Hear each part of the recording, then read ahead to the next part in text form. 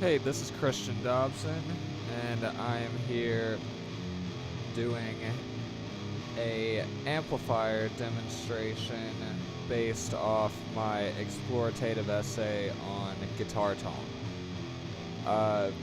The entire focus of my extended inquiry project was guitar tone, and during my essay I went over how to equalize an amp and went through the different knobs and what you have to do to get an optimum sound. And what I'm going to do in this video is go through everything and pretty much just detail what everything does. First, I'm going to change around the master a little bit, just show that how the volume changes. It's very touchy on this amp, so it can't change it much. Next, I'm going to go over to the gain knob. Now, this knob, you want to get it to where there's just enough drive that it sounds full and not low like it just did when it was turned down, but not too fizzy like how it's about to be when it gets turned up too much.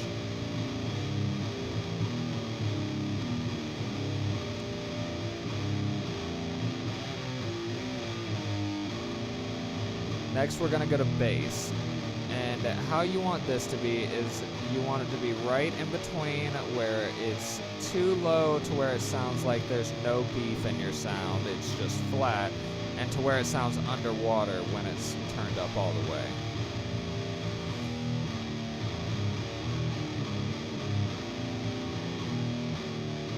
The next is mid, and you want that to be in between where it's so low that it sounds like there's no bones to it, there's no girth into your sound, but also not too much to where it sounds like all the individual tonality parts of it are drowned out. The next is the treble, and in my essay I described this as the high knob, but on this kind of amplifier they called it the treble instead. And you just want that at set it to taste. The highs, they don't really alter too much, but they do become very fizzy like they just did when they get turned up too much.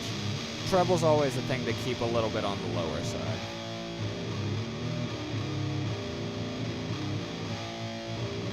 And lastly, we're going to go over to presence.